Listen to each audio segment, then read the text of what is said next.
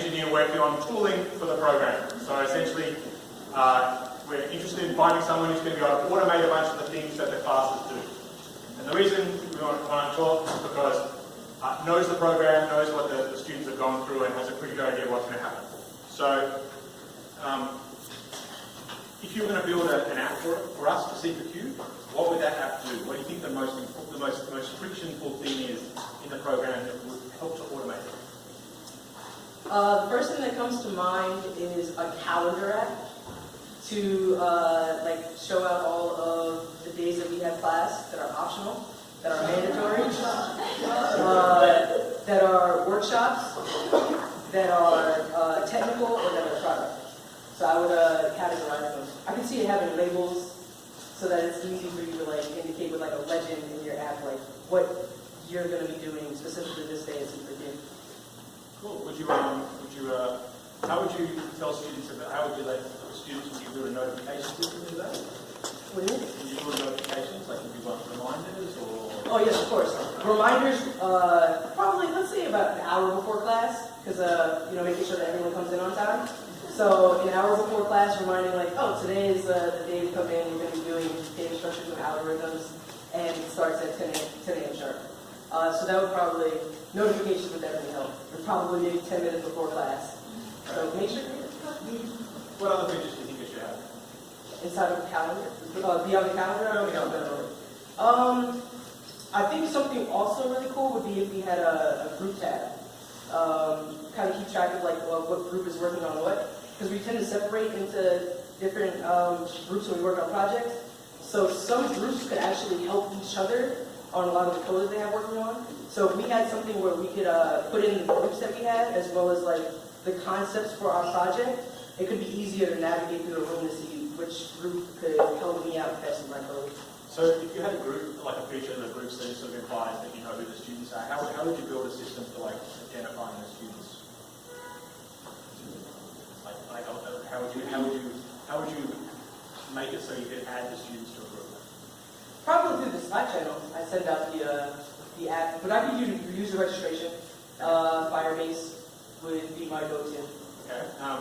And for the user registration, do you think you would need to care about whether the same student was logged in, or like, do you need to do anything to make sure that the students can't log into each other's accounts? Or yes. Why would that be important? Yes. I think that one of the things that you're doing with the other group is communicating with them. So if I want to communicate with someone, I wouldn't want someone else to like go into whatever conversation I was having with someone or try to see what I was looking at. I think that's more so privacy settings.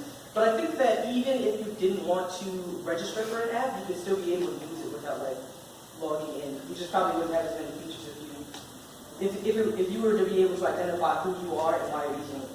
Because it would also make sense to have a student, TAs, and teachers, and then each of those platforms to look different than each other. Okay, so you have sort of different roles for different people. Yeah, like their landing pages, their welcome pages, like the whole way that app would flow would be different for me as opposed to one of the TAs in the classroom. Okay, so any other features that just spring to mind, like you want to build? Into the app? I think for that purpose, that would probably be where I stop, because it gets extremely difficult when you start thinking of like putting in a ton of features into one application, because the best apps are the ones that are beautiful and do things simple. Okay, so you come up with so we've got an onboarding process, we've got some login, we've got some roles, we've got some dashboards for different people to different things, we've got a messaging system, we've got a calendaring system with a notification reminders. Roughly tell me what sort of sequence you would build that in. Like what makes sense what would you build first and why? I'd probably start off with communication. And the reason I would start off there is because I would also want CTO to help me out in building the app. So communicating across it would probably be like the best way that I can get some kind of feedback on what do you think should be next? Do you think this is a good idea? I had this idea to do this. Do you think I should still do it? So communicating with each other, that's number one. So the team here uses Slack for almost everything, right? I think everybody is on Slack. So do you see that as like replicating like some functionality between the app and Slack? How do you reconcile like I message someone on the app and then I message someone on Slack? Like how do you manage that sort of manage between the two? I think that in both ways it's going to be doing the exact same purpose. I think that with Slack, there's so much more integrations, like using Giphy or using like sending pictures or movies or anything like that. I would try to turn it into a more technical app. So making sure that like code formatting works properly, that there could be easier ways for you to send like dependencies to people or like features within an application that would be a lot easier to send.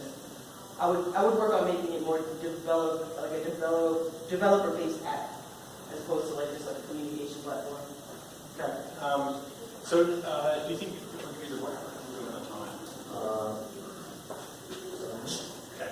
But on the whiteboard, draw me a quick wireframe of how you would build the onboarding flow. Like, so assume that there are 3 different roles. There's a TA, administrator, and a student. Like, how would you create a login screen, and then maybe show me quickly what you think the landing page for each of those roles would be.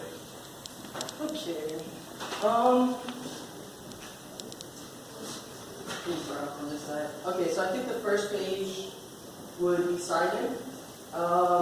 Logo.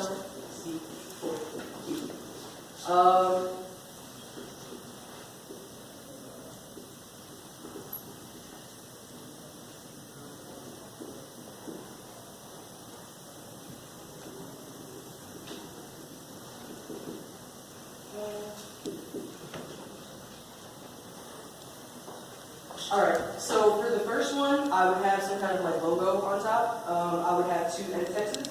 So the first one would be username, password. This is just coming to sign in, as well as like a checkbox for anyone who's like signed into the app that they can save so that they don't have to re-sign in when they go in. Also Facebook and Gmail, because it's so much easier to just click and install, and faster is better. So in the event that you do not have an account, there's a create account page, and that would look, probably say create account at the top. Excuse my handwriting. This would be the first name, last. We have student numbers. I would love to know that. What if I'm an instructor or an administrator? Would I make a different screen, or how would you identify me as the different person? Drop down. Okay, so you select what the role was. Yeah, a drop down would be my.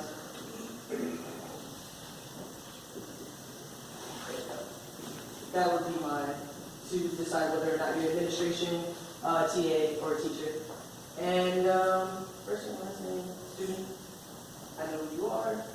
Drop down. I don't think we'll have any privacy settings, but in the event that they're there, just drop it at the bottom. Create account. Landing page. The first thing I would want to see at the top is the date and whatever color. So like, if it looked kind of like a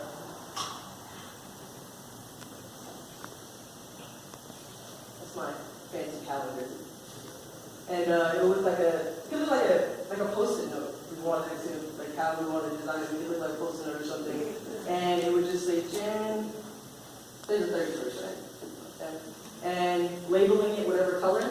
So imagining like we had a data structures class. Data structures is yellow. Or data structures is red. Is that right?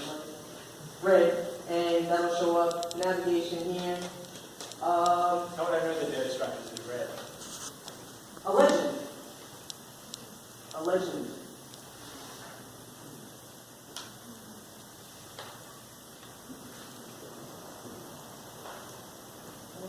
Let's go with product and okay. So I would see a calendar. I have a legend to determine which day is which. I want to say hi. I love when apps say hi to me. So I would have hello, and then whatever I got from the create page. So hello, my name. And let me kind of build up this navigation, because when in the navigation, I think in here is where we can find like the groups. We can find like communication. So let's say like I had a group that I added because there was a floating action bar inside of my navigation where I could add my groups. So if I had a group that was like me, John, and Jacob. then it would show up on here, my name, and the group that I'm in, probably in the targeting site review is pretty cool. One last question before we finish. Sure. So you've built the app, and you've got the first release of it, and released it to the CTO community. How would you know, how do you think you would actually measure the success of that app? Like, how would you measure, like, this feature works really well, no one clicks to create groups, no one messages? How would you imagine you would do that? I think I would start off with, I do in-app surveys, so I do like a leaks NPS. So I would have something in-app where they can tell me whether or not they like the experience, would they recommend it. But the best thing about that is like choosing the perfect time to ask them.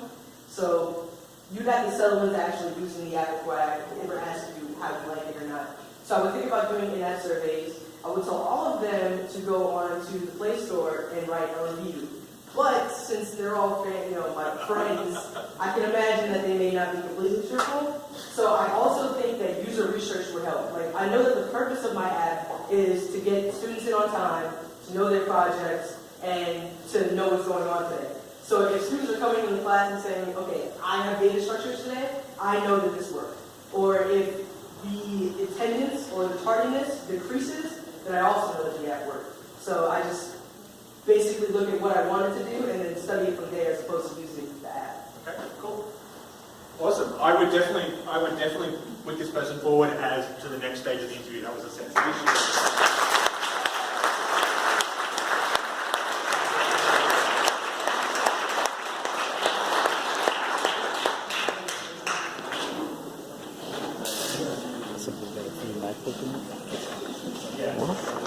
No?